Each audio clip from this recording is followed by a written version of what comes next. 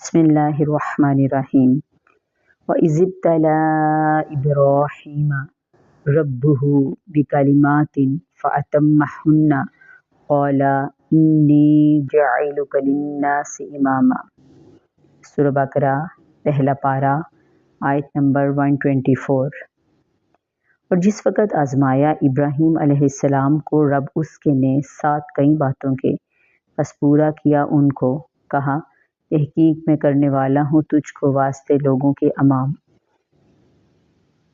جب اللہ عز و جل نے حضرت ابراہیم علیہ السلام کو چند باتوں میں آزمایا تو حضرت ابراہیم علیہ السلام ان آزمائشوں میں پورا اترے۔ آزمائش برداشت کرنے والے کے لیے بظاہر تو ایک اذیت ناک کیفیت ہوتی ہے، لیکن حقیقت میں یہ اللہ کی طرف سے ایمان والوں کے ایمان کا امتحان ہوتا ہے۔ حضرت ابراہیم علیہ السلام آزمائشوں میں ثابت قدمی اور صبر سے پورا اترے۔ جب انہوں نے آزمائشوں کو خندہ پیشانی سے برداشت کیا تو اللہ عز و جل نے اعزاز کے طور پر، تحفے کے طور پر، انعام کے طور پر کہا کہ انی جاعلک للناس اماما، میں بھی تمہیں لوگوں کے لیے، انسانیت کے لیے امام بنانے والا ہوں۔ اللہ عز و جل جن کو لوگوں کی رہبری دیتے ہیں، رہنمائی دیتے ہیں، ذمہ داری دیتے ہیں، انہیں طرح طرح کی مشکلات، مصائب اور آلام سے گزارتے ہیں۔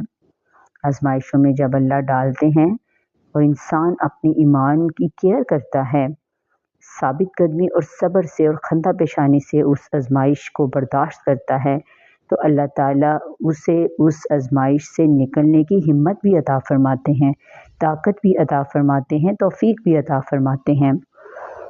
اصل میں اسلام ہے ہی قربانی کا نام ہے۔ آزمائشوں میں پورا اترنا بھی تو قربانی ہی ہے۔ اگر آزمائش پہ پورا نہ اترا جائے تو دوسری راہ تو فراریت کی ہوتی ہے۔